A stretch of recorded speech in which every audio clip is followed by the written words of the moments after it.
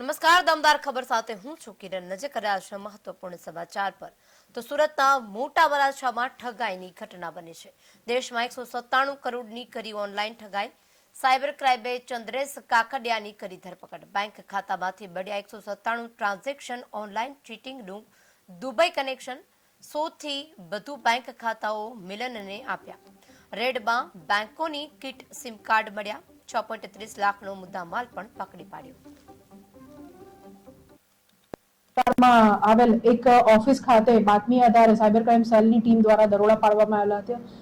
સદર દરોડા દરમિયાન જે મુદ્દામાલ વગેરે કબજે કરવામાં આવેલ તેના આધારે દુબઈથી ઓપરેટ થતી આંતરરાષ્ટ્રીય સાયબર ક્રિમિનલ્સની જે ગેંગ છે તેનો પર્દાફાશ કરવામાં આવેલ હતો અને ત્યારબાદ એ ગુનો સાયબર ક્રાઇમ પોલીસ સ્ટેશનમાં રજીસ્ટર કરીને વધુ કાર્યવાહી કરતા અલગ અલગ ઈસમોને 8 દિન સુધી લગભગ 8 જેટલા જે ક્રિમિનલ્સ છે જેઓ અહીંયા સુરત શહેરથી સિમ કાર્ડ તથા મૂળ બેંક એકાઉન્ટ પૂરું પાડવા માટે કાર્યવાહી કરતા હતા તેઓને ઝડપી પાડવામાં આવેલા હતા.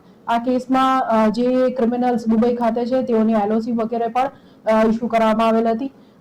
આ જ કેસ અંતર્ગત ગઈકાલે સાયબર ક્રાઇમ સેલની ટીમ દ્વારા આ ગુનામાં આના હત્યા ફરતા આરોપી ચંદ્રેશ દયાળભાઈ કાકડિયા, જે પણ આ જે દુબઈથી ઓપરેટ થતી મિલંદરજી ગેંગ છે એનો એક મુખ્ય સભ્ય છે, તેની ધરપકડ કરવામાં આવેલ છે.